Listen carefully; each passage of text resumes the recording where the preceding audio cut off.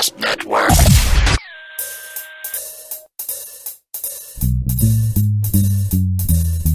Hey.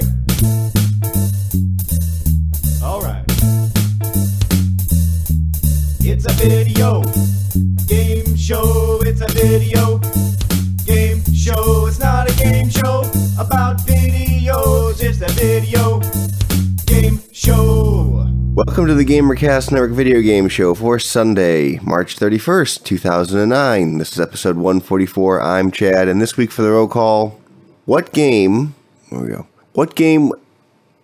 Ivan, it was your question to begin with. Why don't you say it? I've mulled it 3 times already. What game do you remember not liking until you realized that you were playing it wrong, and then when you played it the correct way, you realized that it was a very good game, and then you began to enjoy it? There you go. And joining us this evening is Keith. Why don't you pick one of the people that have a solid answer? Okay, there we go. Why don't we pick one that has a solid answer? Ivan, what's your answer? I'm hoping my answer will be Sacred 2, but my answer before was Super Mario Brothers 2. The quick rundown was I didn't realize that you plucked plants out of the ground and sometimes they popped up a potion. And when you threw the potion, it opened up a little door, but if you didn't throw the potion in the exact right spot, it didn't open a door to anything useful. It always opened up a door to, like, a room with, like, 2 guys in it or something like that. So there were specific spots that you had to put these portal doors in order to move around the area, and I didn't know that until I went to school one day, and I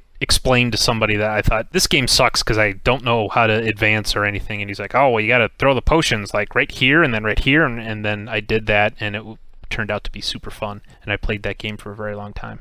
Probably my favorite Super Mario Brothers game.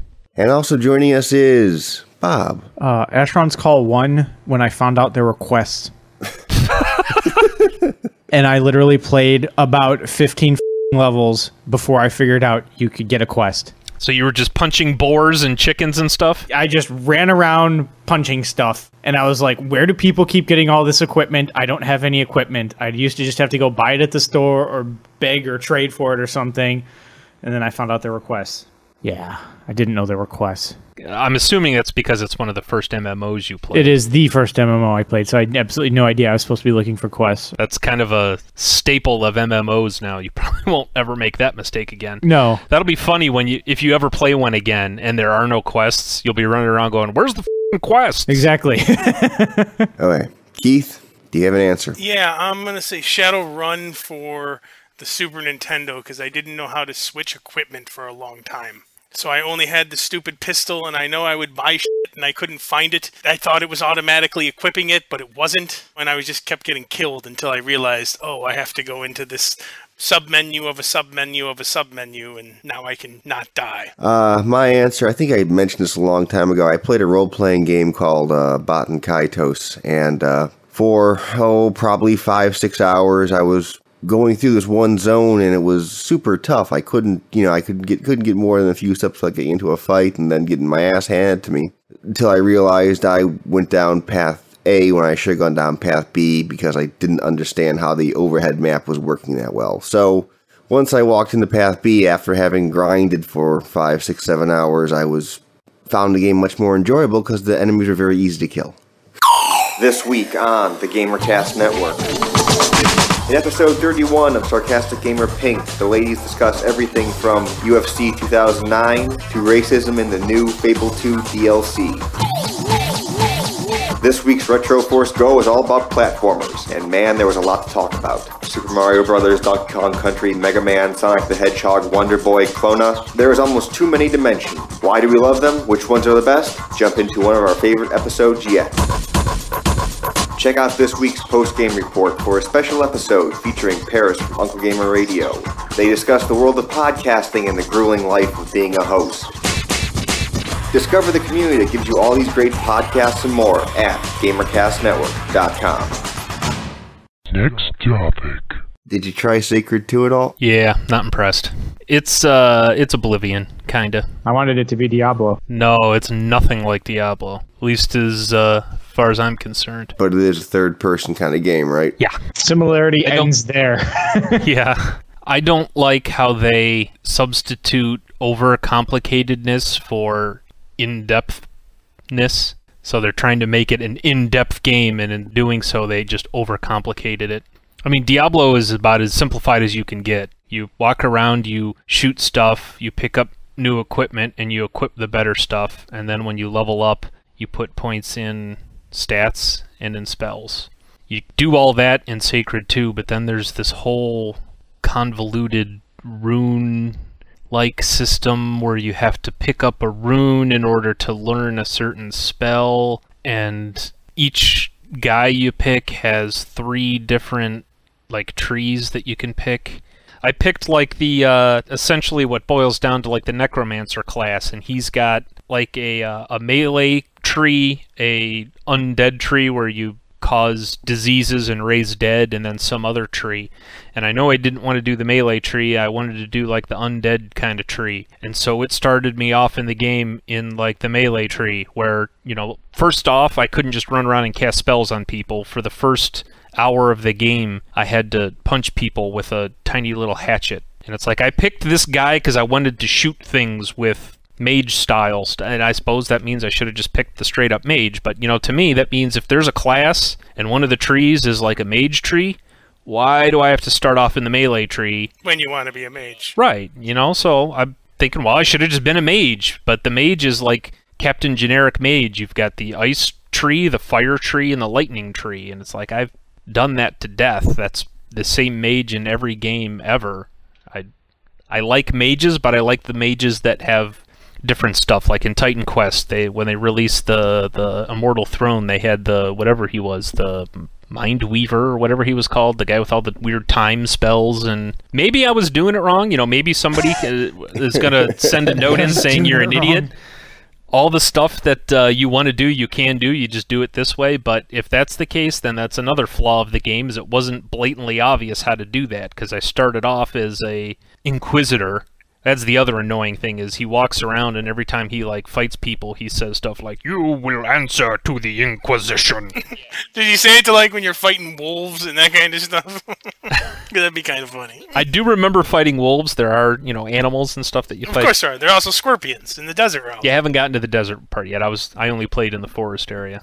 Oh, when you get there, you'll find scorpions. And the worst part about it is that it's kind of a bigger open world, unlike Diablo. It's more like Oblivion, except you can't jump. So every small fence, rock, or tree... You have to walk around. Right, becomes terrain obstacles. So it's like living like a pig, because pigs can't jump. Or hippopotamus. Right. It was like, oh god, it's a rock. I have to go around. Now, to be fair, you couldn't jump in Diablo. Well, right, but I very much doubt they had... I mean, they didn't have random just... Like, garbage here's a tree stump. Yeah. Oh, you have to go around. Right. So that's what I mean. It's a big, large, open environment, like outdoors. Like, if you're running through a forest, you're going to find a lot of trees.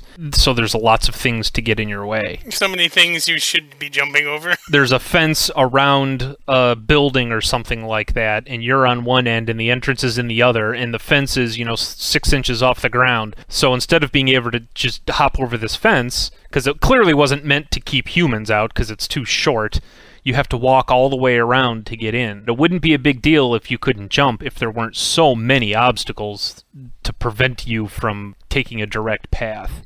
That's super sweet. That's what that is. Were there bad guys in your way? No. It wasn't like, okay, here's point A, here's point B. Instead of just going in a straight line, we want you to go this way because there's more bad guys, more treasure chests or something for you to pick up along the way. It's just, no, the developer, the terrain guy, put all this crap in to make it real pretty, but by doing so, you couldn't go from point A to point B in a straight line. See, that's the problem with over-prettifying things. There was no dungeons or anything, you know? It wasn't like walk around in the outside forest thing and enter a cave and fight the cave bats and stuff. You know, I didn't get to do any of that. I'm sorry. You sound disappointed that you weren't able to do that. Well, if it's gonna, not that they advertised it as Diablo-like, but if people who have played it in the past think that that's kind of what it's like, it kind of sets an expectation, and the expectation has not yet been met. I only played it for a few hours. I didn't really give it, you know, this is more of a hands-on preview than it is a review. I haven't given it enough time to give it an honest review. I'll try it again, but my first impression was, yeah, this is a lot like Oblivion. And honestly, if I want to play a game that's like Oblivion but not better than Oblivion, I'm just going to go play Oblivion. So I'll play it again. I'll probably restart it and play as a... it was a toss-up between the Dryad, which was the Forest Ranger guy, or the Inquisitor, which was the Necromancer kind of guy. I always play the Ranger Marksman Bow guy, so I went with the Necromancer guy. So I'll either go back and try it as the Mage to play, see if I can just do Mage spells, or I'll try it as the Dryad and see how that goes. Yeah, you just willingly said you wanted to be a Dryad. If they had the big orc guy who was also a master of the bow, I would always pick him. Oh, no, I know that. I just always laugh because, the classes you like always tend to be, like, the fruitiest of models that they use. That's the problem, is it's not that I like the fruity models, it's that I like the weapons they use. I don't know who decided that the archer always had to be the elf fruitcake fairy guy. Exactly. Why can't you just pick your... I want to be my giant orc guy. I just happen to also want to use a bow. Where's the problem there? Friggin' Rambo walked around with a bow and arrow through an entire forest, and he was a giant badass. Why can't I have a big muscly guy be an archer? Because then what would they have the girls do? Next topic. Keith, you'll be happy finally. No, he won't. I will, or why won't I? Why will I? Wait, did I miss something? Yeah, because Chris said the same thing, and I replied to his tweet that he put that that's not... go ahead. Okay, I thought I read that they're going to have online co-op in Madden, the next Madden, Madden 10. Okay, and so maybe I'm wrong, and Keith obviously can correct us, but my impression of what Keith wanted from a Madden game was him and 3 of his buddies to sit in a room and drink beer and play Madden all on the same team. Yep, that is exactly what we're looking for. I think you're gathering the fact here that they say online co-op. They don't say same room co-op. That's their same stupid that they always do, where it's going to be 2 people on 2 people. Right, and that's exactly what I'm reading, is if you played online whatsoever at all before, it was you on one team versus whoever you were playing online on another team. And now they're saying what the change is that you playing online at home can play with somebody else in another home on the same team, but it's still only 2 people on a team. Yeah, that sounds like something they would do, where they're not quite intelligent enough to get it right. I'm on MaddenNFL.EASports.com, and it says, for the first time in franchise history, blah, blah, blah, quote, team up with a friend online to work on game strategy, practice plays, blah, blah, blah. Yeah, meaning 2-player. Okay, so, yeah. There you go, Keith. Sorry. You're not going to be happy. You're still going to be upset. That's what Chris had posted, that my brother will finally enjoy Madden again because for the first time they have online co-op. And so I went and read about it and looked, and I replied, no, he won't be happy because they still aren't doing what he wants out of the game. And so if I was snotty at first, it was only because I'm like, no, everyone keeps saying Keith's going to be happy now. And he's still not. I'm never happy! Next topic.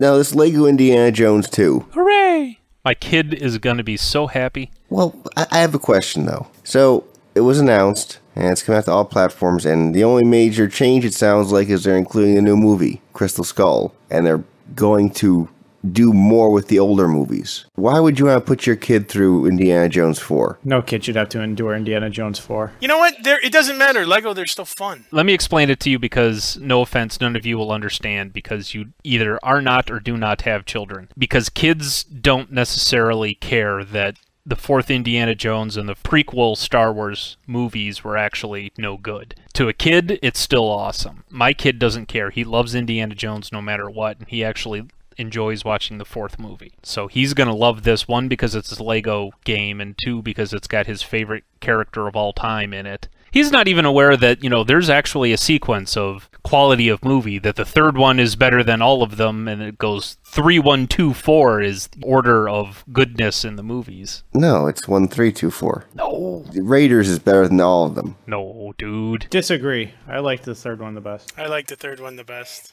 The 3rd one is the first one, almost. It's different things, but it's almost the exact same movie. But it doesn't have Sean Connery. Okay. Sean Connery equals win. Okay, I'm fighting a losing argument here. I won't try. That's right, you won't. So stop. Next topic.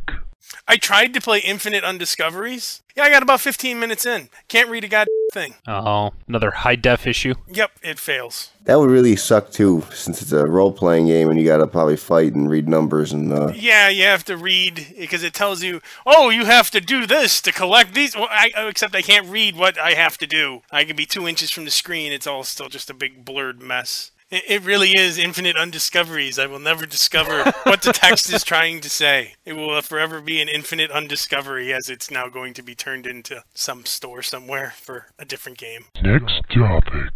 Mailbag. Mailbag. This is from Eric. Hey guys, I used to play D&D as a kid and then moved to the computer games, such as Zork, Ultima, Telengard, etc. Since then, I've lost interest in the D&D genre, even with the advent of WoW. I've tried WoW and just find it boring. I know I'm going to get hate for saying that. No, you get a ham sandwich for saying that. I just don't find any excitement in a game that never really ends and takes so much time to develop a character via mining and other boring tasks. Well, okay. Even if you don't find it fun, you don't have to mine anything if you don't want to. You can rip it, that's fine, but...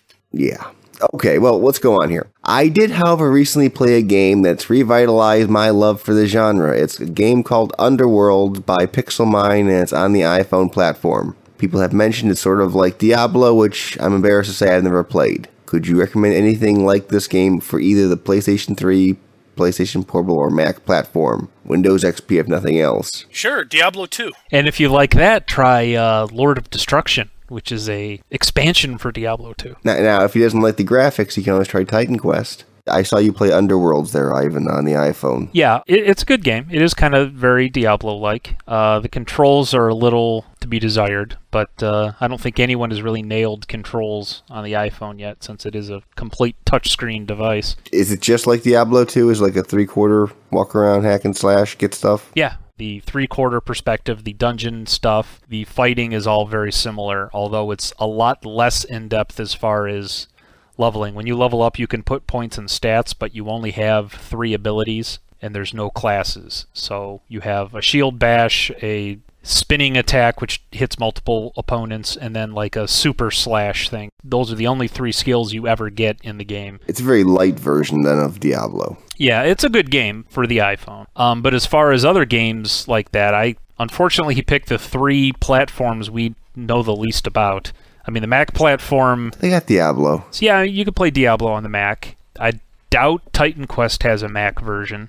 There's a website called reflexive.com, which has kind of in between light casual games and hardcore downloadable games. They do have a Mac store for Reflexive, so you'll find a lot of good games on Reflexive. There's Dungeon Siege on the PSP, which is a hack and slash game like Diablo, and there's one other one. I can't remember what the hell it's called. Untold Legends. There's 2 Untold Legends on the PSP. I think there's 2 that are very much like Diablo. Not exactly, but as close as you'll find in the PSP. If you've got a PSP and you haven't played the God of War version for PSP, people who I do know who have one say that it's a very good game. Oh, he has one little PS here. Whoever does that creepy voice for the Team Fortress should consider making that character regular on the show. It's hilarious. Team Fortress does the voice for Team Fortress. Yeah, I don't know what you're talking about. He just shows up, man. We can't really control that. Next topic. Anybody have anything else? Good news, I read on the Archon Classic forums that I think they're submitting their first build of the game to the App Store this coming week. So Archon for the iPhone should be coming out fairly quickly. They put all their development time into the iPhone thing, but they're kind of developing all of them simultaneously. So if they're getting the iPhone version ready for submitting to the App Store, that means the PC version won't be too far behind. Next topic. What were you going to say there, Keith? I was just going to say there's a severe lack of any interest-drawing games from my camp here. Nothing has really been there to tickle my fancy recently. Yeah, we're heading into the, or this is pretty much the video game drought. Summer will typically have a couple decent games just to tide you over until fall. But yeah, from early spring until early fall, there's never anything really but a couple decent games. And why doesn't some developer seize on that and put out their big game right now when there's no competition? They all have the same philosophy, which is we're going to sell more games during the holidays when everyone's buying stuff. And just because one developer says, well, there's not a lot of good games coming out in June, let's release a game. They have the same problem, is just that moms aren't buying games during the summer because the kids are out at the pool and at the park. It's one of those things that's always irritated me. Why is there ever a drought? If you're some other company, seize on this moment and put your crap out now when there's no other competition. Is it because you're not going to be recognized as Game of the Year because it's not in the last 3 months of the year? I think it's more that developers don't, or publishers probably, don't care about competition. They make games and they release them when they will typically sell the best, which is why at the end of last year, there was 10 awesome games all in a row. And one of the things we kept complaining about was we don't have time to play all of the games that are coming out because they're all awesome and we want to play them all. So I think competition is less an issue than sales for video game publishers. Unlike movies, where movies, they typically want to release movies when there's less competition, but people will go see a movie whenever because it's $10 or whatever it is for a movie anymore instead of $60 for a game. All I'm saying is someone should be working on that and getting a game out now when no one else is putting the game out. This is the perfect opportunity to have the one game that everyone will be playing. That's my opinion of why they don't do it, but that doesn't mean I don't agree with you, because I do. I think now is a good time to release something when nobody is planning on releasing anything for a month or two before or after. Now I think is an awesome time to release, a super awesome game. And that was Video Game Show episode number 144 for Sunday, March 31st, 2009. Any ham sandwiches or Shadow Dream pies to give the world peoples? Shadow Dream pie to the Cavs because they suck because they're from Cleveland. And we'd never win anything ever. I gotta admit, that was kind of... I watched the end of that and I just did kind of laugh. I really did. It was just okay, that's kind of funny. What makes it worse for Cleveland is it's not like we're just awful. You get to the final 4 teams or whatever, and then we just completely you know what, that's good enough. I'm gonna go home. So funny is everyone always has the sob story for one sports team in a city because this one sports team is awful and has always been awful and will always be awful. Well, every sports team in Cleveland is awful. It's like putting the plate of food outside the prisoner's cage. It'd be better if you just didn't even put it there, because then he would just starve to death. It makes it worse that you put the feast right in front of him and then let him starve to death. He can see it. He can smell it. He can almost taste it, but he'll never have it. The only sports team that was ever consistently good and won championships all the time was the frickin' Cleveland Force, and that was soccer, and nobody cares about soccer. It's not even a real sport. All our sports teams are like the guy from Mystery Men. As long as we're not looking at them or acknowledge them, they do okay. Exactly. As soon as people start paying attention, whoop, they suck. Don't forget about our World of Warcraft contest. We're giving away a code for 2 months of subscription time. All you have to do to win is send into the mailbag, Skype, or voicemail a rendition of an 8-bit tune with just your voice. No other instruments, just your voice. That contest is going to last a couple more weeks. However, we have another contest, which we're starting up right now, and it's going to be over very quick. Thanks to our friends at Game Trailers, we're giving away 10 codes for the upcoming Uncharted 2 multiplayer beta for the PlayStation 3. The beta is starting on June 3rd. So if you want a code, quickly send into the mailbag an email telling us why you should get a code. We'll start handing out codes for the best emails on June 3rd. We only have 10 codes and the beta is only up for a limited time. So get your emails into the mailbag quickly. So send your entry along with your comments, questions, queries, concerns, or roll call question to the mailbag at mailbag@videogameshow.org. Skype us at videogameshow or call us at 320-300-GAME. That is a standard long distance call and all normal fees apply. And that's a wrap. Good night.